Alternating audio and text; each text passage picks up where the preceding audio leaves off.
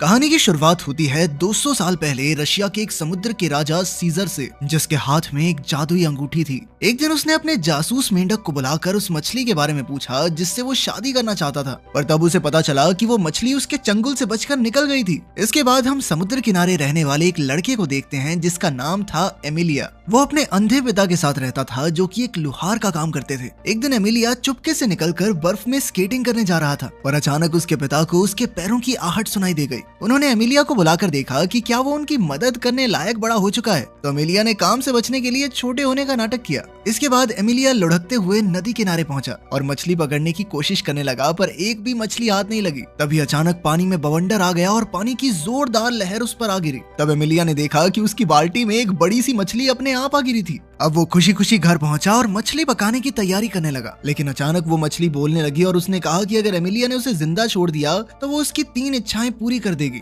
Emilia ने कहा कि वो शहर देखना चाहता है लेकिन चूल्हे से हटना नहीं चाहता। तभी अचानक मछली ने अपने जादू से एमिलिया को चूल्हे के साथ ही घर से निकाला और सीधा शहर की ओर ले गई। एमिलिया तो बेचारा डर के मारे चूल्हे से ही चिपका रहा और उसे देखकर आम लोग भी काफी घबरा गए। अब एमिलिया को बहुत ठंड लग रही थी, इसीलिए उसने अपनी दूसरी इच्छा मांगकर कहा कि वो चाहता है कि अभी के अभी गर्मियां शुरू हो जाएं। उसी पल सारी बर्फ पिघल गई और चारों ओर हरियाली छा गई। पूरी सड़क भी पानी से भर गई और जब एमिलिया जैसे तैसे बाहर निकला तो वो काफी निराश था, क्योंकि उसने 2 इच्छाएं यूं ही बेकार कर दी थी। तभी अचानक उसका सामना कुछ डाकुओं से हुआ। उन्हें एमिलिया के पास कोई कीमती चीज नहीं मिली तो वो उसकी बाल्टी ही उठाकर ले जाने लगे, पर एमिलिया किसी भी हालत में उस मछली को खो नहीं सकता था, इसीलिए वो बाल्टी छीनकर भाग निकला और उस मछली को नदी में फेंक दिया। लेकिन जल्द ही डाकुओं ने उसे फिर से बंदी बनाकर पेड़ से उल्टा लटका दिया। बाद में उसने नदी की ओर से एक लड़की को आते देखा। उस लड़की ने एमिलिया को आजाद किया तो वो भागकर उस मछली को ढूंढने के लिए नदी के पास गया, लेकिन अफसोस कोई फायदा नहीं हुआ। तब उस लड़की ने अपना नाम वसीलिसा बताया और उसकी आवाज सुनते ही एमिलिया पहचान गया कि यही वो मछली है। अब एमिलिया ने उसका स्कार्फ चुरा लिया ताकि वो भाग न सके और अपनी तीसरी इच्छा मांगने को तैयार हो गया।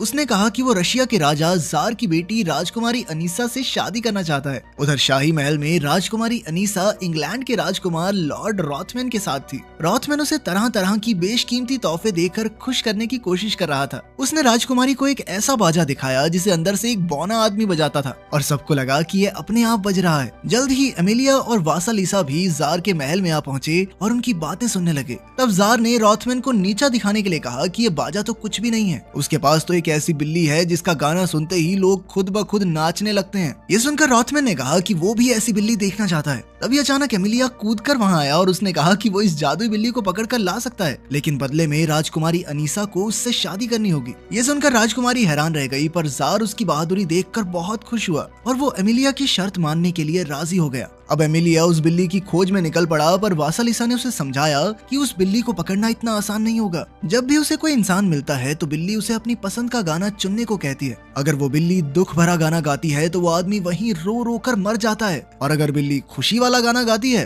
तो आदमी अपने आप नाचने लगता है और तब तक नाचता रहता है जब तक उसकी मौत ना हो जाए। लेकिन एमिलिया फिर भी पीछे नहीं हटा और जल्द ही वासालिसा के साथ घने जंगल में पहुंचा। आखिरकार वो काफी मुश्किल रास्ते पार करते हुए उस बिल्ली तक आ पहुंचा। बिल्ली ने उसे गाना चुनने को कहा तो एमिलिया ने दुख भरा गाना चुना। जब बिल्ली ने गाना गाया तो अचानक एमिलिया भी उसके साथ गाना गाने लगा, क्योंकि ये वही गाना था जो बचपन में उसकी माँ उसे सुनाया करती थी। जब बिल्ली ने देखा कि एमिलिया को इस गाने से कोई फर्क नहीं पड़ा तो वो रोने लगी और अंत में एमिलिया के साथ चलने को तैयार हो गई। वहीं दूसरी ओर वासालिसा को सीजर का जासूस मेंढक मिला। मेंढक ने उसे बताया कि शादी की सारी तैयारियां हो चुकी हैं। ये सब सुनकर एमिलिया को कुछ समझ नहीं आया तो वासालिसा ने उसे बताया कि एक बार सीजर ने उसे शिकारी के जाल से बचाया था, इसलिए वसीलिसा पर उसका कर्ज है और अब सीजर बदले में उससे शादी करना चाहता है। खैर फिर वो जल्द ही शाही महल पहुंचे, जहां लॉर्ड रॉथमैन शादी के लिए राजकुमारी अनीसा का हाथ मांग रहा था, पर तभी एमिलिया बिल्ली के साथ अंदर घुस गया। जल्द ही बिल्ली ने गाना बजाना शुरू किया और सब लोग अपने आप नाचने लगे। तब जार ने उसे बिल्ली को कहीं दूर ले जाने का हुक्म दिया। वो एमिलिया की बहादुरी से काफी प्रभावित था, लेकिन अब राजकुमारी शर्त के मुताबिक एमिलिया जैसे एक आम इंसान से शादी नहीं करना चाहती थी,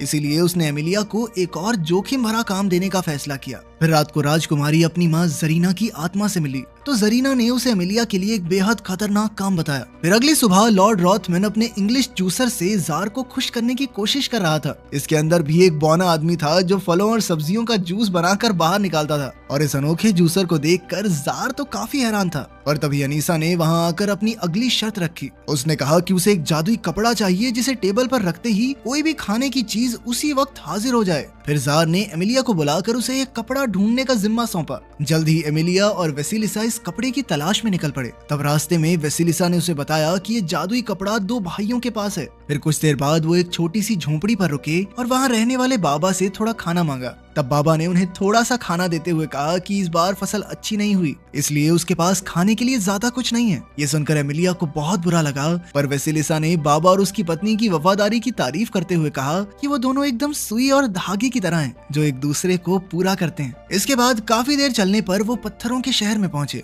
जहाँ 2 आदमी लगातार खाते ही जा रहे थे। वो दोनों इस तरह खा खा कर जिंदगी से तंग आ चुके थे और चाहते थे कि काश कोई आकर ये कपड़ा ले जाए। तब एमिलिया ने उनके पास जाकर कपड़ा चुराने की कोशिश की, पर दोनों भाइयों ने उस पर नारियल फेंक कर उसे बेहोश कर दिया। फिर वेसिलिसा ने जाकर उनसे पानी मांगा, और जब उन्होंने पानी में अपनी परछाई देखी तो उन्हें बहुत पछतावा हुआ। उन्हें याद आया कि पहले वो बहादुर सिपाही थे जिन्होंने टर्की के सुल्तान का मुकाबला किया था, पर अब वो इतने मोटे हो चुके थे कि चलकर यहाँ से बाहर तक नहीं जा सकते। तब उन्होंने वेसिलिसा को ये कपड़ा ले जाने को कहा, पर ऐन वक्त पर उनका मन बदल गया। लेकिन तब तक वेसिलिसा बड़ी फुर्ती से कपड़े और एमिलिया दोनों को लेकर वहाँ से फरार हो गई। बाद में जब एमिलिया को होश आया तो उसने अपनी होने वाली पत्नी अनीसा के लिए फूल तोड़े। तब वेसिलिसा ने उसे समझाने की कोशिश की कि राजकुमारी तुझे जान से मारना चाहती है और तू उसके प्यार में लट्टू हुआ फिर रहा है, पर एमिलिया उसकी बात सुनने को राजी ही नहीं था। उसने वेसिलिसा को अनीसा के लिए लिखी हुई अपनी कविता सुनाई, जिसके आखिर में वो उसे प्रपोज करेगा। तो वेसिलिसा उसमें इतना खो गई कि उसने ही शादी के लिए हाँ कह दी। और तभी उसने अपने ख्यालों की नगरी से बाहर आकर कहा कि तुम्हें किसी और से शादी करनी चाहिए, उस नक्चड़ी राजकुमारी से नहीं।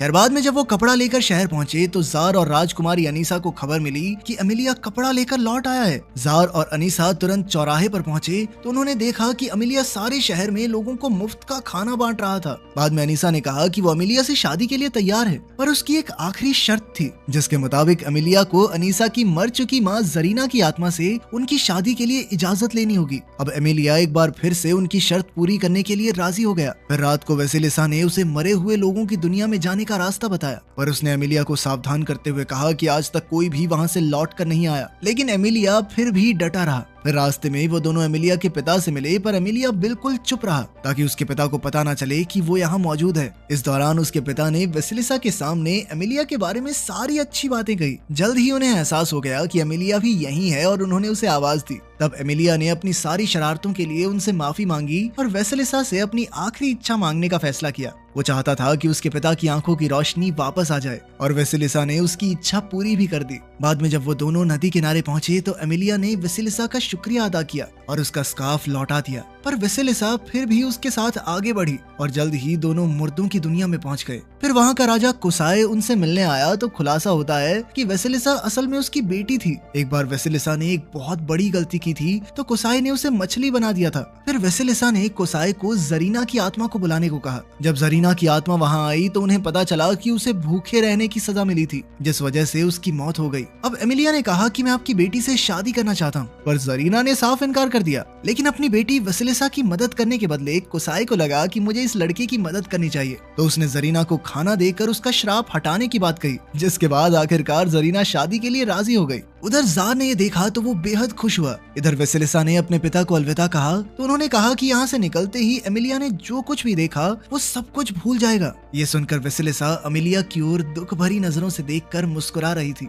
अगली सुबह एमिलिया की आंख खुली तो वो वेसिलिसा को भूल चुका था। वो किनारे पर आते ही भाग गया और वेसिलिसा फिर से मछली बनकर नदी में चली गई। इसके बाद एमिलिया अनीसा के पास पहुंचा, पर उसने कहा कि उसे किसी और से प्यार हो गया है, लेकिन उसे ये याद नहीं है कि आखिर वो कौन है। ये सुनते ही अनीसा ने खुशी खुशी एमिलिया को गिरफ्तार करने का हुक्म दे दिया। इसके बाद उसे चौराहे पर ले जाकर ऐलान कर दिया गया कि उसने जो भी कारनामे किए वो जादू की मदद से किए, इसीलिए अब राजकुमारी अनीसा को धोखा देने के जुर्म में उसे मौत के घाट उतारा जाएगा। ये सुनकर जार निराश होकर वहाँ से चला गया। फिर अपने आखिरी वक्त में एमिलिया ने अपना बचपन और अपने पिता के साथ बिताए समय को याद किया। तभी अचानक वेसिलिसा सीजर के चंगुल से बचकर एक बार फिर वहां आ पहुंची। वेसिलिसा ने एमिलिया को रिहा करवाने के बदले में अनीसा को अपनी शक्तियां देने का वादा किया और अनीसा ने खुशी खुशी एमिलिया को रिहा कर दिया। फिर अनीसा ने अपनी पहली इच्छा मांगकर खुद को रानी बना दिया। उसने अपने पिता जार से उसका ताज छीनकर उसे एक टावर में कैद कर दिया। अब अनीसा की दूसरी इच्छा थी कि वो इंग्लैंड के राजा की पत्नी बने। तभी इंग्लैंड के राजदूत उसके लिए शादी का प्रस्ताव लेकर आ पहुंचे। उधर एमिलिया अपने घर जाकर उस इंसान को याद करने की कोशिश कर रहा था जिससे उसे प्यार हुआ है।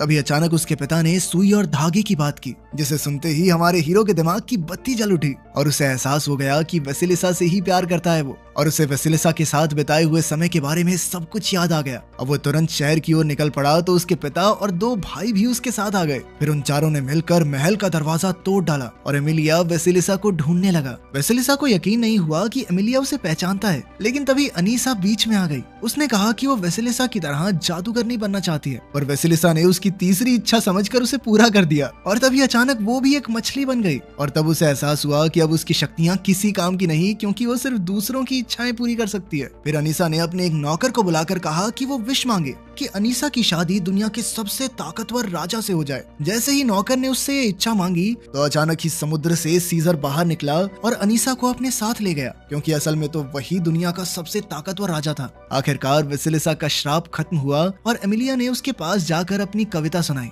और आखिर में उसे चूम लिया। अंत में एमिलिया और वेसिलिसा हमेशा हमेशा के लिए एक हो गए।